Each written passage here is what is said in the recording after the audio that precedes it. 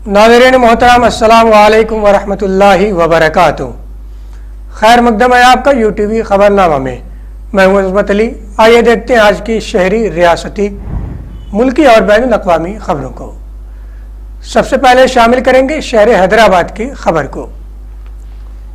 वसीम रिजवी खिलाफ एहतजाजी मुजाहरा, पुतला भी नजर आतिश किया गया। वसीम रिजवी ने गुज़िश्ता कुछ दिनों पहले कुरान और इस्लाम के खिलाफ हर्जा सराई की थी, जिससे पूरे मुल्क के मुसलमानों को बहुत तकलीफ पहुंची थी। इस सिलसिले में पूरे मुल्क में उस मलऊन के खिलाफ एहतजाजी मुजाहरात किए जा रहे हैं। इस सिलसिले में शहर हैदराबाद में उस शख्स के खिलाफ एहतजाज किया गया। बता दें कि मोहम्मद आसिफ ने पैगम्बर इस्लाम की शान में गुस्ताखी करने वाले वसीम रिजवी के खिलाफ एहतजाज मुनज़्ज़म किया था। इस मौके पर उस मलऊन के पुतले को फांसी पर लटकाया गया और बाद में नजरे आतिश किया गया और फिर उस मलऊन के खिलाफ नारे भी लगाए गए।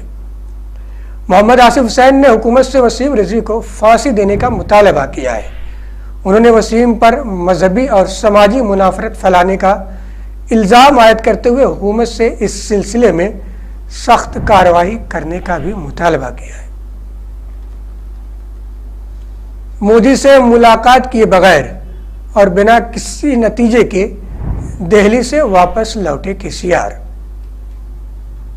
रियासत तेलंगाना के वजीर आला के चंद्रशेखर राव धान खरीदारी, किसानों के मसाइल और आबी तनाज़ा के मामले में मरकज से दो टोक बातचीत करने के लिए नई दिल्ली गए थे, लेकिन चीफ मिनिस्टर किसी नतीजे के बगैर 3 दिन बाद हैदराबाद वापस आ गए।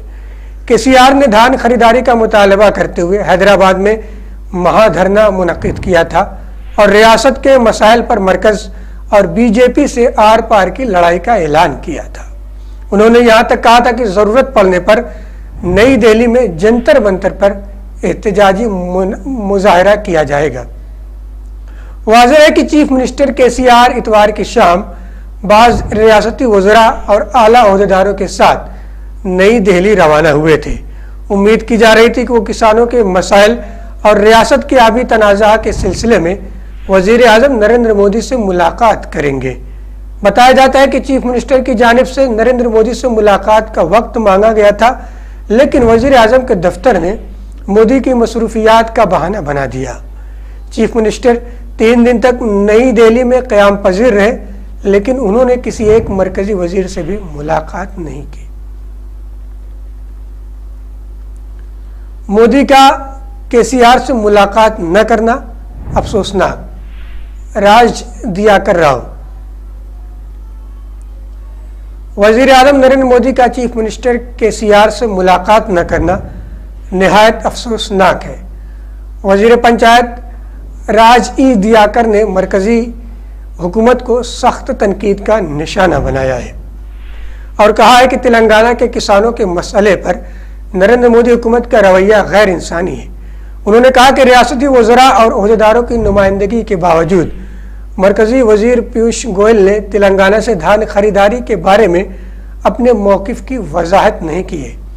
उन्होंने कहा कि पंजाब में किसानों से धान खरीदारी की जा रही है, जबकि तेलंगाना में खरीदारी के लिए मरकजी हुकूमत तैयार नहीं है। उन्होंने अफसोस का इजहार करते हुए कहा कि चीफ मिनिस्टर के दिल्ली में क़याम के दौरान वज़ीर आज़म ने मुलाकात का वक्त नहीं दिया। मरकजी वज़ीर ने मुलाकात ज़रूर की, लेकिन धान की खरीदी के मसले को आइंदा के लिए टाल दिया। उन्होंने कहा कि मरकज़ किसानों को मुखालफत कर रही है और उसको इस मुखालफत की बहुत महंगी उजरत देनी पड़ेगी।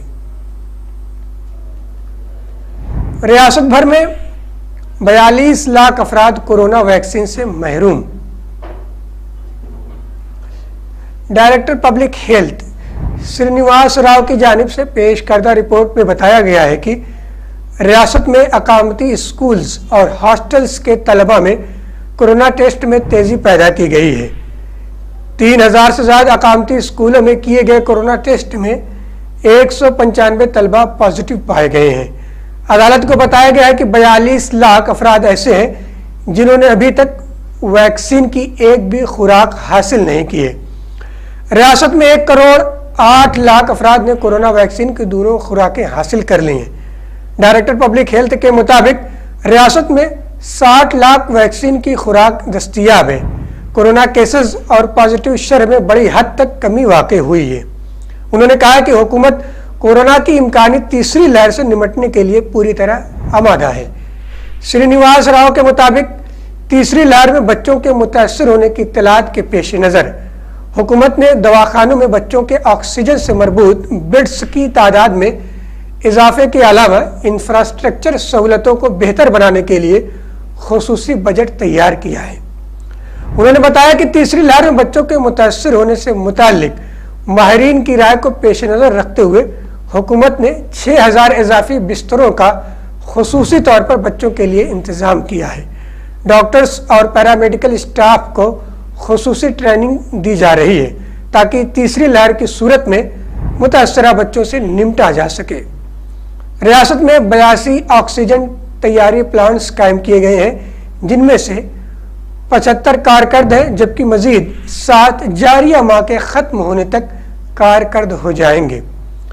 چیف جسٹس کی زیر قیادت ڈویژن بینچ نے کہا ہے کہ کورونا سے نمٹنے کے لیے صرف حکومت پر انحصار کرنے کے بجائے عوام کو چوکس رہتے ہوئے احتیاطی تدابیر اختیار کرنی چاہیے۔ کورونا معاملے کی آئندہ سماعت 4 ہفتے بعد مقرر کی گئی ہے۔ ناظرین کرام، آئیے ہم شامل کریں ملک عزیز ہندوستان کی خبروں کو۔ وزیر اعظم نریندر مودی نے جیور ہوائی اڈے کا رکھا سنگ بنیاد۔ وزیر اعظم نریندر مودی نے آج جیور نوئیڈا میں بین الاقوامی ہوائی اڈے کا سنگ بنیاد رکھا ہے۔ اس موقع پر ریاست اتر پردیش کے وزیر اعلیٰ یوگی آدتیہ ناتھ اور مرکزی شہری ہوا بازی کے وزیر جیوتی رادتیہ سندھیا بھی موجود رہے۔ یوپی میں مجموعی طور پر 9واں اور 5واں بین الاقوامی اڈا مانا جا رہا ہے۔ یوپی وہ ریاست ہے جہاں ملک میں بین الاقوامی ہوائی اڈوں کی تعداد سب سے زیادہ ہے۔ بتا دیں کہ اس ہوائی اڈے کے پہلے مرحلے کا کام 2024 تک مکمل ہو جائے گا۔ یہ ایئرپورٹ دہلی کے اندرا گاندھی انٹرنیشنل ایئرپورٹ سے 72 کلومیٹر دوری پر واقع ہے۔ واضح ہے کہ کشی نگر ہوائی اڈے کا حال ہی افتتاح میں کیا گیا تھا، جبکہ ایودھیا میں بین الاقوامی ہوائی اڈا بھی زیر تعمیر ہے۔ اس طرح اتر پردیش ملک میں ایسی واحد ریاست بن جائے گی جہاں 5 بین الاقوامی ہوائی اڈے ہوں گے۔ جیور میں نئے ہوائی اڈے کی تعمیر سے خطے میں روزگار کے وسیع مواقع فراہم ہوں گے۔ شادی کارڈ پر لکھوایا، براہ کرم بی جے پی و RSS کے لوگ اس شادی سے دور رہیں۔ سوشل میڈیا پر ایک نہایت چونکا دینے والی خبر گشت کر رہی ہے، جس سے مرکزی زرعی قوانین پر ہریانہ کے کسانوں کے غم و غصے کا اندازہ لگایا جا سکتا ہے۔ ہریانہ کے ایک شخص نے اپنی بیٹی کی شادی کے کارڈ پر باضابطہ طور پر لکھوایا، براہ کرم اس شادی سے جے جے پی و RSS کے لوگ دور رہیں۔ ضلع جھجھر کے رہنے والے اور وشو ویر جاٹ مہاسبھا کے قومی صدر اور جے جوان جے کسان مزدور کانگریس کے سابق صدر راجیش دھنکھڑ نے 1 دسمبر 2021 کو اپنی بیٹی کی شادی کی تقریب کا کارڈ شائع کیا ہے، جس میں واضح طور پر لکھا ہے کہ جے جے پی و RSS کے لوگ اس شادی کی تقریب سے دور رہیں۔ واضح ہے کہ ہریانہ کی مخلوق حکومت کو حکمراں جماعتوں یعنی جے جے پی کو گزشتہ سال سے دہلی کی سرحدوں پر جاری کسان کے احتجاج کے دوران بائیکاٹ کا سامنا کرنا پڑا ہے، اور کئی مواقع پر پولیس انتظامیہ اور مظاہرین کے درمیان جھڑپیں بھی ہوئی ہیں۔ واضح ہے کہ اس کارڈ پر موبائل نمبر بھی درج کیا گیا ہے۔ نفرت کے خاتمے کے لیے متحد ہو کر میدان عمل میں آنا ہوگا، مولانا ارشد مدنی۔ کانپور میں منعقدہ آل انڈیا مسلم پرسنل لا بورڈ کے 27ویں اجلاس میں بورڈ کے نائب صدر منتخب ہونے کے بعد مولانا ارشد مدنی نے کہا کہ فرقہ پرستی کے خلاف لڑائی میں تمام طبقات کو شامل کرنے اور نفرت کے خاتمے کے لیے متحد ہو کر میدان عمل میں آنا ضروری ہے۔ مولانا مدنی نے ملک کے موجودہ حالات کی طرف اشارہ کرتے ہوئے الزام لگایا کہ موجودہ بورڈ کے اجلاس میں ملک میں بڑھتی ہوئی خطرناک فرقہ پرستی کے تعلق سے جو باتیں سامنے آ رہی ہیں اور جس پر گفتگو ہو رہی ہے، ان باتوں کو لے کر حکومت کا جو نظریہ اور رویہ ہے اور جس طرح ان چیزوں کو پورے ملک میں پیش کیا جا رہا ہے، وہ نفرت اور تعصب پر مبنی ہے۔ احکام شرعیہ مداخلت در حقیقت اسی نفرت و تعصب کی سیاست پر مبنی ہے۔ انہوں نے کہا کہ ان چیزوں کو روکنے کے لیے ہمارے پاس بظاہر کوئی طاقت نہیں ہے، اور جو لوگ ایسا کر رہے ہیں ان کے پاس اقتدار کی طاقت ہے، جسے آج کی دنیا میں سب سے بڑی طاقت سمجھا جاتا ہے۔ انہوں نے کہا کہ ایسے مایوس کن حالات میں بھی امید اور یقین کے چراغ روشن ہیں۔ ملک کا ایک بڑا طبقہ ایسا ہے جو ملک کی موجودہ روش کو غلط سمجھتا ہے اور ایک مخصوص طبقے کے خلاف پچھلے کچھ برسوں سے جو کچھ ہو رہا ہے اسے وہ اچھی نظر سے نہیں دیکھ رہا ہے۔ وہ یہ بھی سمجھتا ہے کہ اس طرح کی چیزیں ملک کے لیے انتہائی خطرناک اور نقصان دہ ہیں۔ مولانا مدنی نے وضاحت کی ہے کہ فرقہ پرستی اور منافرت کا یہ کھیل جنوب ہند کے مقابل میں شمالی ہندوستان میں اپنے شباب پر ہے۔ اس کی بنیادی وجہ سیاسی مفاد ہے۔ اشتعال انگیز اور اوٹ پٹانگ بیانات سے سماجی سطح پر فرقہ وارانہ سب بندی قائم کرنے کی سازش کی جا رہی ہے تاکہ اکثریت کو اقلیت سے بالکل الگ تھلگ کر کے اپنے ناپاک منصوبوں میں کامیابی حاصل کر لی جائے۔ اس سازش کا مقابلہ کرنے کے لیے ہمیں اکثریت کے ان تمام لوگوں کو اپنے ساتھ لانا ہوگا جو ان باتوں کو غلط سمجھتے ہیں اور جن کا ماننا یہ ہے کہ اس طرح کی سیاست ملک کے اتحاد، سالمیت اور ترقی کے لیے انتہائی خطرناک ہے۔ انہوں نے آگے کہا کہ منافرت اور فرقہ پرستی کی آگ بھڑکانے والے مٹھی بھر لوگ ہی ہیں، لیکن وہ طاقتور ہیں چونکہ انہیں اقتدار میں موجود لوگوں کی پشت پناہی حاصل ہے، اس لیے قانون کے ہاتھ بھی ان کے گریبان تک نہیں پہنچ پاتے۔ مولانا مدنی نے یہ بھی کہا کہ نفرت کا مقابلہ نفرت سے نہیں کیا جا سکتا۔ آگ سے آگ کو بجھانے کی کوشش نادان لوگ ہی کر سکتے ہیں۔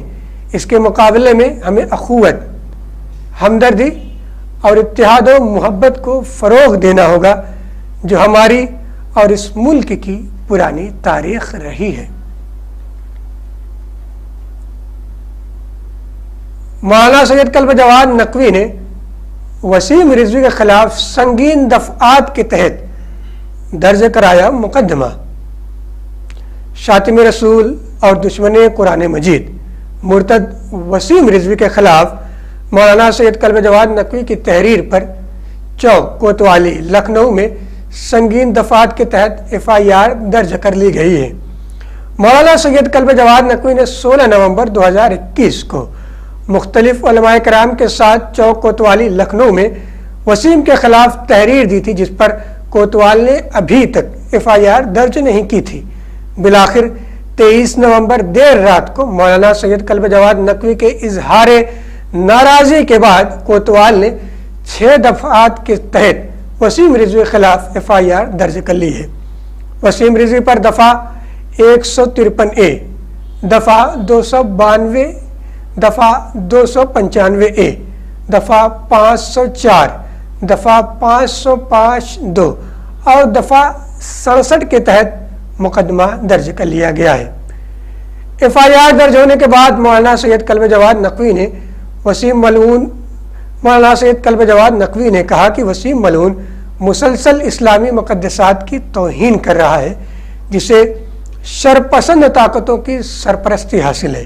اس نے کتابچے کے ذریعے پیغمبر اسلام حضرت محمد مصطفیٰ صلی اللہ علیہ وآلہ وسلم کی شان اقدس میں گستاخی کی ہے اور توہین آمیز باتیں تحریر کر کے مسلمانوں کو اشتعال دلانے کی کوشش کی ہے تاکہ وہ اپنا سیاسی مفاد حاصل کر سکے۔ مولانا نے کہا کہ وسیم مرتد اور اس کے حامیوں نے خلاف واقعہ اور تاریخی حقائق سے عاری باتیں لکھی ہیں اور فحش مواد کو شائع کر کے ہندو مسلم اور شیعہ سنی کے درمیان فساد کرانے کی کوشش کی ہے، جس کے خلاف سخت کارروائی ہونی چاہیے۔ مولانا نے کہا کہ صرف FIR درج کرنا کافی نہیں ہے، بلکہ حکومت اور انتظامیہ کو چاہیے کہ اس کے خلاف سخت قدم اٹھاتے ہوئے فوراً گرفتار کر کے اسے جیل بھیجا جائے۔ ناظرین کرام، آئیے ہم شامل کریں بین الاقوامی خبر کو۔ کرنل قذافی کا بیٹا صدارتی انتخابات کے لیے نااہل، Libya high national elections committee. خبر رساں ایجنسی AP کے مطابق لیبیا کی ہائی نیشنل الیکشنز کمیٹی کی جانب سے جن امیدواروں پر پابندی لگائی گئی ہے ان میں سیف الاسلام قذافی کا نام بھی شامل ہے۔ اس کی وجہ اس پر لگائے گئے الزامات ہیں۔ بتاتے چلے کہ 2015 میں تریپولی کی عدالت نے سیف الاسلام قذافی کو سزائے موت سنائی تھی، جہاں ان پر الزام تھا کہ انہوں نے ان کی والد کی معزولی کا مطالبہ کرنے والے مظاہرین پر پرتشدد کرنے کے لیے طاقت کا استعمال کیا تھا۔ تاہم مذکورہ عدالتی فیصلے پر سوالات بھی اٹھائے جا رہے ہیں۔ 2011 میں ان کے والد کے خلاف شروع ہونے والے احتجاجی تحریک کے خلاف انسانیت سوز جرائم کے ارتکاب کے الزام میں ان پر عالمی فوجداری عدالت کو بھی ایکشن لینا پڑا تھا۔ کرنل قذافی کے بیٹے نے 14 نومبر کو تریپولی سے 650 کلومیٹر دور سبھا کے علاقے میں صدارتی الیکشن کے لیے کاغذات نامزدگی جمع کرایا تھا، لیکن حکومت نے اور الیکشن کمیٹی نے اسے رد کر دیا۔ واضح ہے کہ ملک میں جنگ کے خاتمے کے بعد لیبیا میں صدارتی انتخابات کے پہلے مرحلے کا انعقاد 24 دسمبر کو ہونے والا ہے۔ ناظرین کرام، آج کا خبرنامہ یہیں پر ختم ہوتا ہے۔ مزید خبروں کے لیے ہمارے فیس بک پیج، ہمارے YouTube چینل اور ہماری ویب سائٹ utv110.com سے جڑے رہیے۔ اگلے خبرنامے تک کے لیے خدا حافظ، والسلام علیکم ورحمۃ اللہ وبرکاتہ۔